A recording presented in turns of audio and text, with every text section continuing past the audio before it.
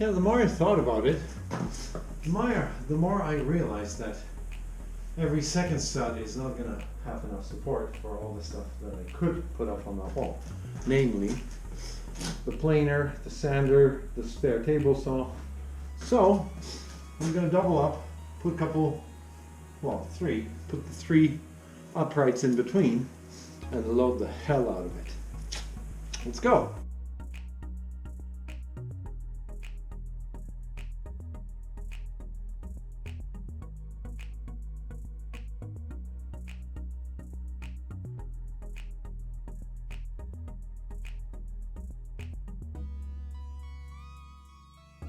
Gorgeous.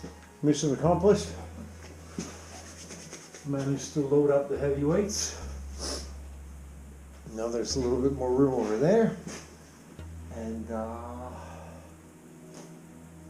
one little step at a time. Okay, back inside, I'm frozen.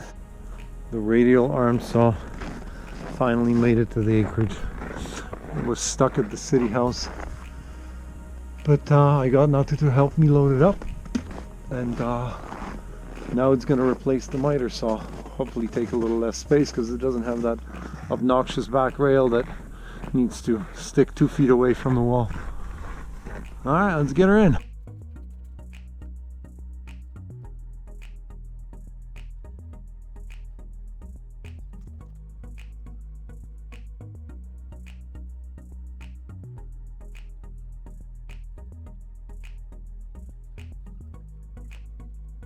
Ta-da! This is the current lighting setup of the shop. So on my half, on the woodworking half of the shop, there are 2 fluorescent lights. They're about 8 feet from the back wall and 9 feet from the front of the garage. So instead of those, I want to do 8 LED lights, and I think they're just going to go like this. They're 4 foot long, so that's going to give me 16 feet of lighting, and that should be sufficient. I can run the cables to this one junction box that is underneath the current light, and yeah, that's the plan for tomorrow. The temperature continues to suck at -25, and we have snowfall today, but the show must go on.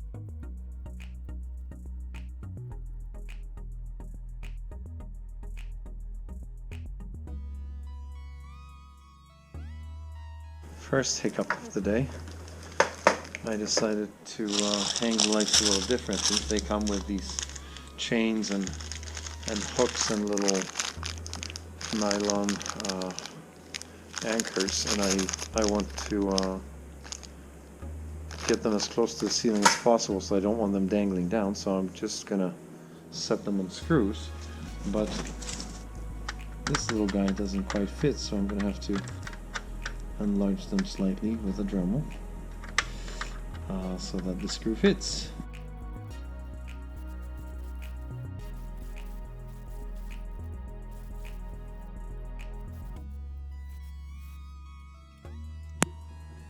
What I wanted to do is use these openings on both ends to just attach them to the ceiling, but I managed to somehow ignore the fact that this thing is protruding way out of the enclosure, and I can't put it flush up against the ceiling. So what I have to do instead is take the end off, this cap that is here, pull all the guts out. In the process, get rid of this switch because I won't need it, because they will all be on a wall switch, and then run this cable instead through the end of the fixture and then through the end cap.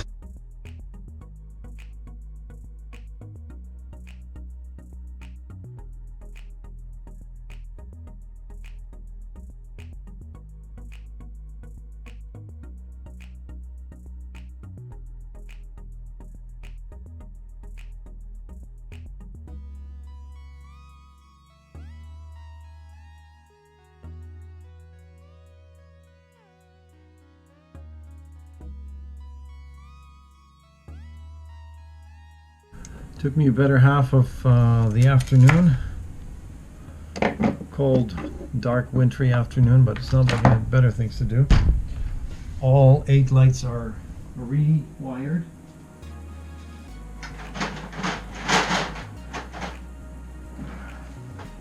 I managed to get them all looking exactly the same. And yeah, I guess tomorrow we're gonna hang them up.